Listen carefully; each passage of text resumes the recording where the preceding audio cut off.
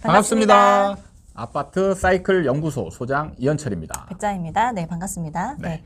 선생님, 오늘은요, 이 네. 원자재 가격에 대해서 좀 얘기를 해보려고 해요. 원자재. 네, 원자재 가격이 폭등했다. 이런 뉴스 기사가 정말 간간히 보이더라고요. 네네. 그래서 뉴스 하나를 가져왔거든요. 네. 먼저 한번 읽어드릴게요. 폭등하는 원자재 값, 공사 원가도 안 나와요. 주거용 건축물과 관련해선 분양가 상승으로 이어질 가능성도 있다는 지적이다. 업계 한 관계자는 자재 단가가 계속 오르면 수주했거나 공사가 진행 중인 현장에서 손실이 불가피하다며 이는 사업 차질, 분양가 인상 등으로 이어져 계약자에게도 부담이 될 수밖에 없다고 했다.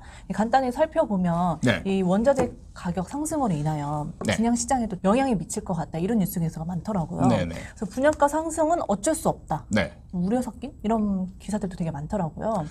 세계적으로 원자재 가격이 지금 폭등하고 있어요. 어떻게 보면 뭐 제가 이제 이쪽 전문가는 아니니까 정확한 건 아닐 수도 있지만 대략적으로 얘기 나오는 것들을 종합해 보면 첫 번째는 이제 유동성이죠.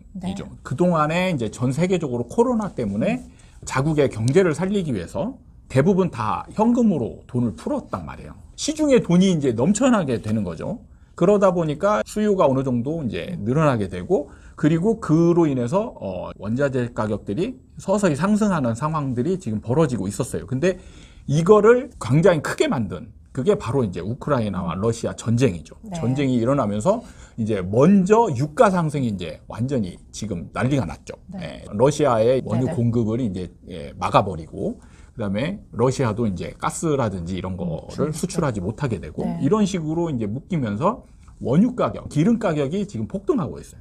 실제로 그래가지고 지금 전쟁 나기 전에 네. 보면은 제가 이제 경유차를 끌고 있는데 1,400원, 1,500원이었던 게 지금 2,000원을 넘어가고 있단 맞아요, 말이에요. 맞아요. 네. 경유가 그 정도면 일반은 2,000원이 훨씬 넘더라고요. 네, 지금 오히려 이제 휘발유 가격보다 경유 가격이 높아진 상황이 벌어졌어요.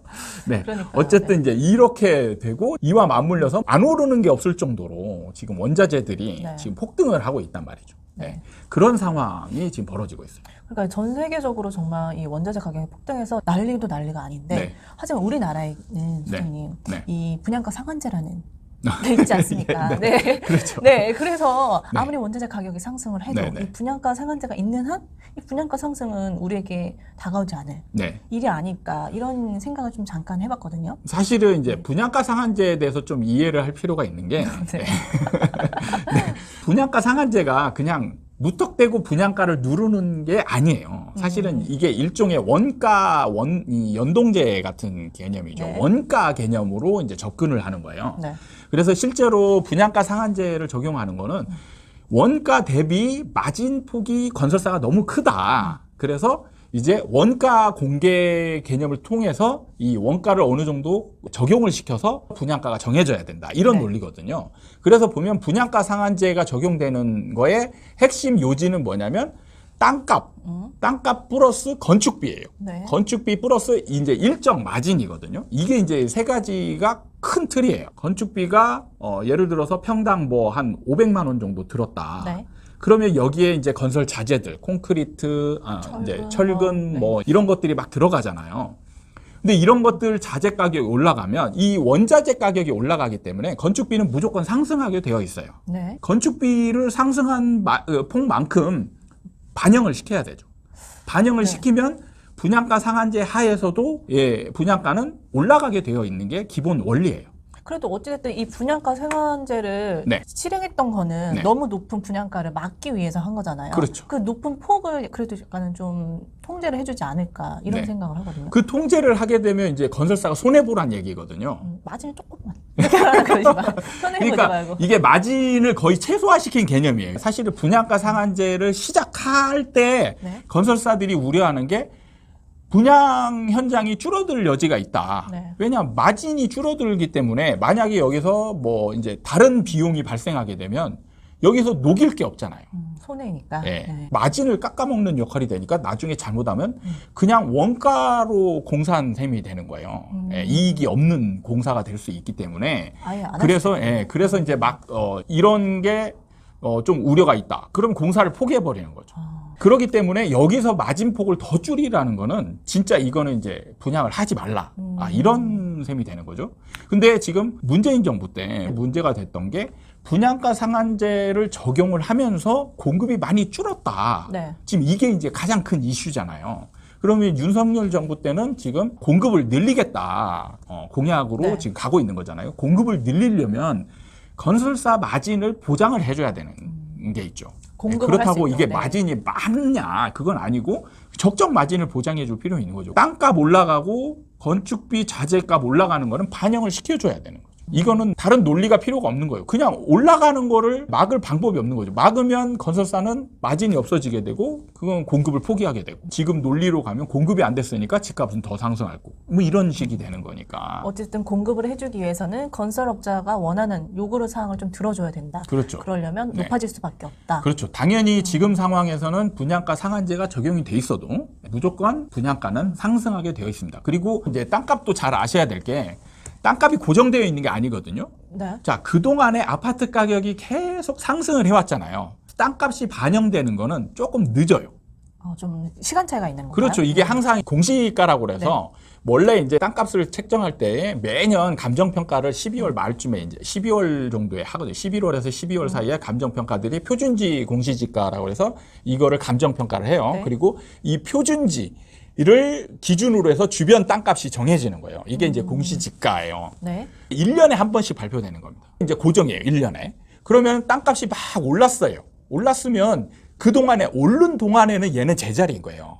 정부에서 정한 땅값은 제자리인 거예요. 그러면 그 다음에 언제 올라가냐? 그 다음 해에 올라가는 거죠. 탁 뛰는 거예요. 그러니까 집값처럼 유동적인 게 아니라 1년 정도 단계별로 이렇게 올라간다고 그렇죠. 생각하면 되겠네요. 그러니까 집값 상승된 분이 나중에 반영되는 상황이기 때문에 지금 이제 분양가 상승한 거는 이미 이제 그 전에 지금은 아파트 가격이 정체되어 있지만 네. 그동안에 올랐기 때문에 그 오른 반영이 이제 적용되는 거예요. 올해 내년까지는 땅값도 계속 올라가는 상황이 되는 거예요.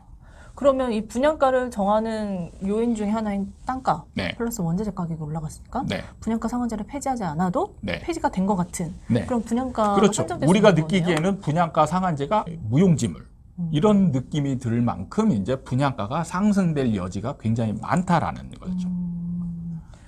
그러네요. 이 분양가 상한제로 인해서 원자재 가격이나 이런 게 있어도 네. 끄떡 없을 줄 알았는데 네.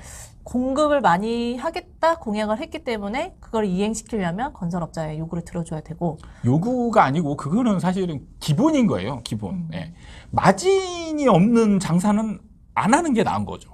그러면 기본 마진은 줘야 이제 장사를 하는 거죠. 근데 저는 어찌됐든 그 덩치가 크니까 마진이 네. 좀 적어도 이 약간 규모의 경제처럼 네. 벌어들이는 게 많으니까 괜찮을 거라고 생각을 했거든요. 네. 원래는 사실 건설 쪽이 마진이 어마어마해요. 원래는. 네. 그런데 그거를 분양가 상한제를 통해서 진짜 적정 마진만 딱 준 거예요. 그럼 여기서 규모의 경제나 이런 것들은 별 소용이 없는 거죠. 왜냐하면 이게 항상 변수라는 게 있기 때문에 만약에 공기가 정해진 대로 딱 되어 있다.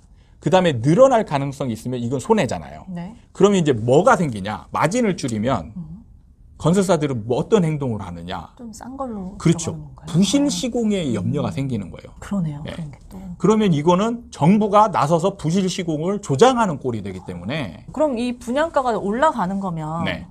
어찌됐든 이전까지 분양은 약간 로또, 네. 청약 같은 느낌이 있었는데 이제는 그런 걸 볼 수 없다라고 생각해도 점점 될까요? 로또의 이제 가능성이 줄어드는 거죠. 지금까지는 이제 특히 서울 안에서는 분양가 상한제로 인해서 그냥 당첨만 되면 시세 차익이 확 생기는 그런 네. 상황이 벌어졌었는데 이제 앞으로는 점차 시세 차익이 조금씩 줄어드는 네, 그런 상황이 생기죠. 거기다가 문제는 분양가는 계속 상승하는데 이제 주변 아파트 가격이 하락하고 있죠. 네. 그럼 이제 얘 갭이 이제 굉장히 아마 내년쯤만 돼도 이제 갭이 거의 없지 않을까 이런 생각이 들어요. 너무 신기한 게 네. 이게 분양가 상한제가 폐지가 될 것이야? 로또 청약은 네. 영원할 것이다. 네, 이런 네. 글들이 되게 많았잖아요. 네. 근데 폐지가 되지 않고서도 폐지가 된 것 같은 상황이 벌어지고 네. 일반 아파트 가격은 좀 떨어지면서 그 갭이 줄어들고 네. 이러면서 약간 매수세들을 좀 주춤하게 만드는 상황들이 벌어지고 있는 거네요. 네네. 갑자기 큰 깨달음을 얻은 것처럼 좀 흥분을 했습니다. 제가. 네. 알겠습니다. 네. 오늘 원자재 가격이 상승하면 이 분양가 상승 막을 수 없다. 네. 이런 얘기를 해봤는데요. 네. 참 시장 상황이 빗대어서 설명을 해보니까 이해가 쏙쏙 되네요. 네. 저만 그런가요? 네, 알겠습니다. 오늘 시간 이렇게 마무리하도록 하겠습니다. 도움이 되셨다면 구독과 좋아요 부탁드립니다. 감사합니다. 감사합니다.